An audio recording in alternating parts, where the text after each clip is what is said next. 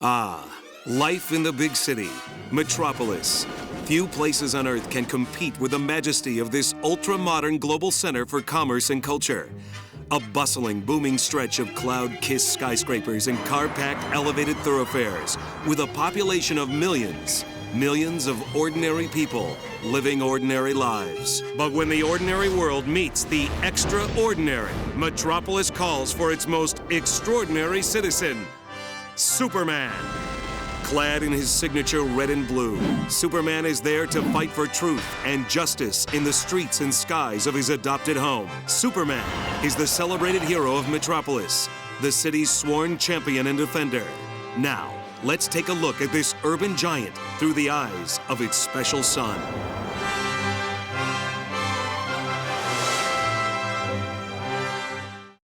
First stop, the world-famous major metropolitan newspaper, the Daily Planet.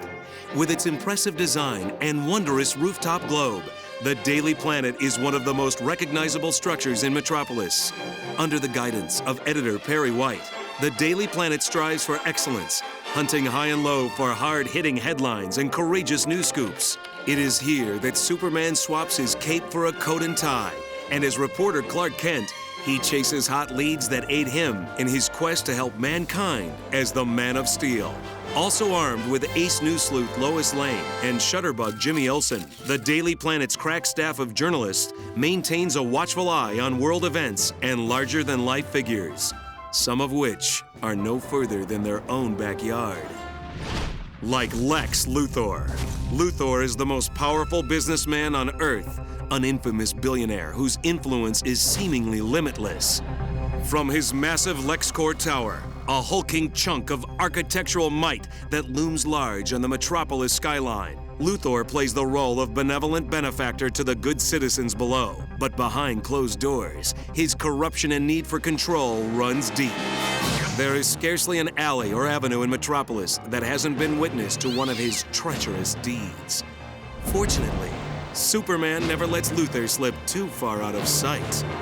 Although a great deal of Metropolis has fallen under LexCorp's manipulation, there remain a few friendly faces in friendly places. Star Labs, the scientific and technological advanced research laboratories, is a high-tech facility where many of the world's top minds hang their lab coats. One such scientist, Professor Emil Hamilton, has proven a valuable ally to Superman, whether helping the Man of Steel push the limitations of his powers, or by developing new technology for Superman to use in his contests with evil.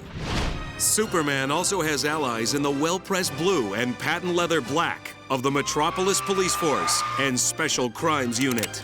From the halls of their downtown headquarters, the local law enforcement agents and operatives like Lieutenant Maggie Sawyer team with Superman to topple those who walk on the wrong side of right. The officers that make up Metropolis's finest may lack the X-ray vision and super strength to tackle foes like Metallo and Intergang, but their dedication is firm. Once quashed and captured, the city's crooks and hoods find a new home on scenic Strikers Island, Metropolis's maximum security prison that sits just offshore. Obviously, there are housing options for Metropolis's more law-abiding citizens as well. Clark and Lois don't get much downtime from their work at the Daily Planet, but when they do, they recharge their batteries in their spacious, state-of-the-art apartments. Guests to Metropolis, such as fashion designer Lana Lang, also find adequate accommodations, and this vibrant city offers both residents and visitors plenty to see and do.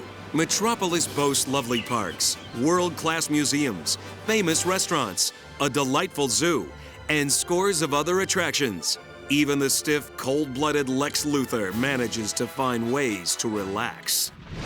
Granted, with all the wonders to be had in Metropolis, there are times when even Superman needs an escape from the hustle and bustle of city life.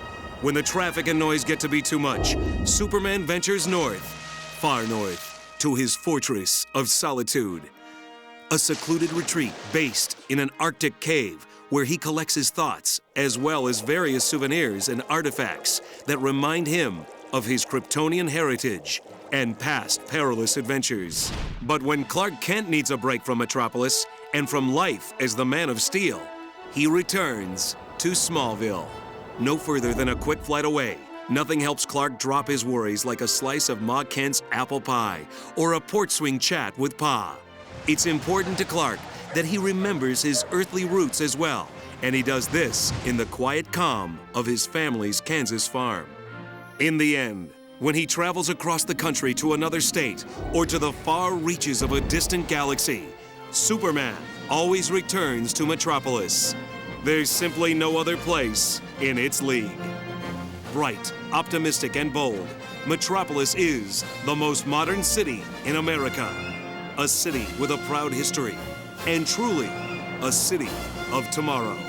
The city Superman calls home.